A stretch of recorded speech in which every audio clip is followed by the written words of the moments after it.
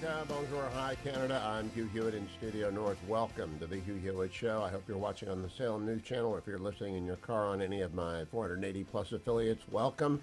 There is a big war going on in Lebanon today. Yesterday, Lebanon's Hezbollah militia, the terrorist organization funded and organized by Iran, fired more than 200 rockets, including some long-range rockets at Israel.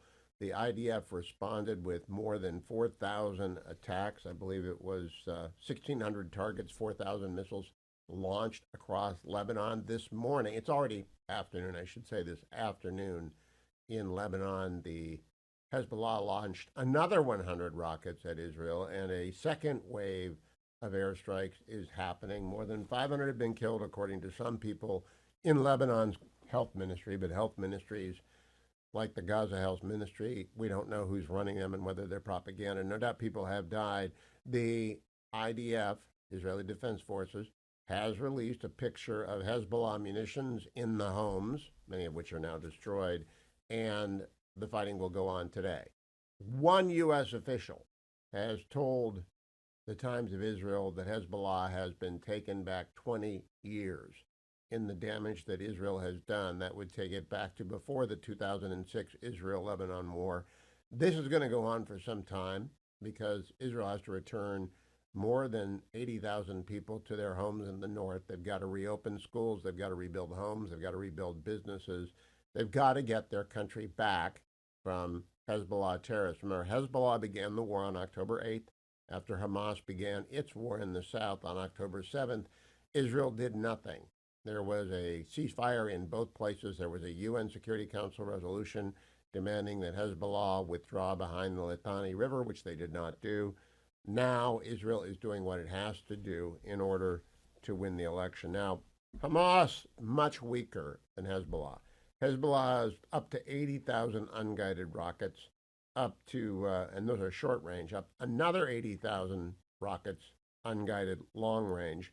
They have about 40,000 ballistic missiles. They can go even further. They're not guided. The real problem with Hezbollah is 400 to 500 both short and intermediate range ballistic missiles that are guided. That's up to 150,000 missiles. And so Israel is methodically moving through and destroying. It has great intelligence, obviously. When the pagers and the walkie-talkies exploded last week, it gave them a map of who, what, where is in the Hezbollah terrorist network, and they're not going to have to look far. Israel's intelligence is just remarkable. The Wall Street Journal wrote a story this morning, the vast Hezbollah arsenal awaiting Israel in Lebanon. Israel doesn't really care how big their arsenal is because they're shooting it down and they're destroying it on the ground. This morning, I have a new Fox News column, which is titled, What If Israelis Could Vote in the U.S. Elections? I spent yesterday afternoon before a wonderful dinner with friends. Fetching Mrs. Hewitt is traveling. So I have wonderful friends. Mark and Kim and Brian and JJ fed me last night. We were talking about a number of different things, but I came home and made sure that the Fox News column was filed, and its title is, What If Israelis Could Vote in the U.S. Elections? So during the afternoon yesterday, I had spent time looking at where is their public opinion polling in Israel about what they think about America.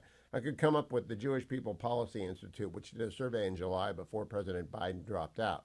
That's before Kamala Harris showed up. 51% preferred Trump, 35% preferred Biden, 14% had no opinion. However, I think ever since Kamala Harris has begun her very, very transparent anti-Israel policy, Israel has the right to defend itself, but it's really just doing too much. No, it's not. It has to remove terrorists on its border. And if she doesn't think Israel can remove terrorists on its border, what is she going to do about the cartels flooding this country with fentanyl?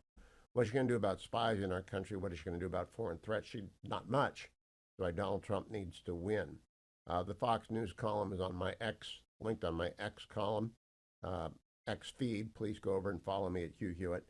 Benjamin Netanyahu, according to the Financial Times, has rebounded in the polls after aggressive Israeli operations. Likud is back on top as the most popular party. We're 2 years away from elections in Israel.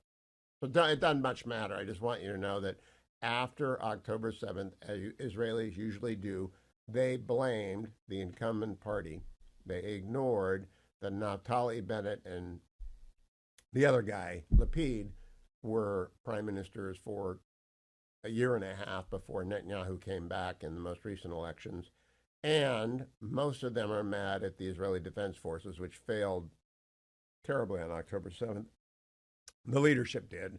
And now the Israeli Defense Forces are succeeding magnificently at extraordinary cost. More than 250 IDF soldiers have been killed in the operations in Gaza, as well as along the northern border. Many scores of Israelis have been injured and killed as well by rocket fire. There's a long story in the New York Times about Joe Biden wringing his hands and trying to do all that he can. Well, guess what? He can't do much. And you can't expect him to do much. There's, unfortunately, some sad audio of him yesterday, just incoherent. I think the president is incoherent all the time. Not incapacitated. He's been infirm for a long time. Now he is almost always incoherent when he talks for longer than a minute or without a teleprompter or goes off script. Doesn't mean he's incapacitated. 25th Amendment is there. Vice President Harris is not going to pull that trigger. In fact, she's going to go to the border today. According to the New York Times, quote, trying to cut into Trump's immigration edge. Do you really think that's going to work? Does anyone think Kamala Harris is going? Did you see yesterday they found more tape is surfacing? Her video library is extensive, and we're just going to begin to see it. Meanwhile, former President Trump was in Pennsylvania yesterday at Smithton and in Indiana, Pennsylvania. There's a town called Indiana in Pennsylvania. Don't you get confused. Steeler fans know that. Let's go to the Indiana, Pennsylvania rally, cut number 38.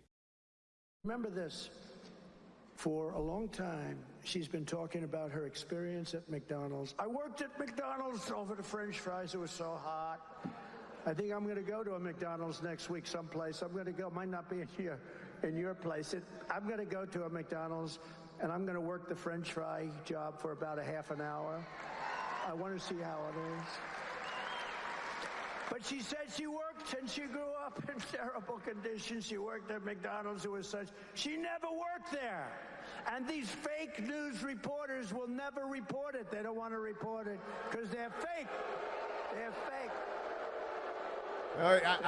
Back to the fake news. And after the ABC Disney debate, which was a setup that did not have one question on China, I don't blame him. He did, however, talk about migration. Kamala going to the border. Donald says this, cut number 45. Kamala has illegally flown in more than 500,000 migrants right when she was saying, no, we don't want to do that. And she's got, these guys actually want these people in our country. It's not even believable. Working with left-wing nonprofits to inundate Pennsylvania communities, changing the character of small towns and villages all over our country and changing them forever. They will never be the same. They will never be. Do you think Springfield will ever be the same? I don't think. The fact is, and I'll say it now, you have to get them the hell out. You have to get them out. I'm sorry. To get them out. Can't have it. Can't have it. They've destroyed it.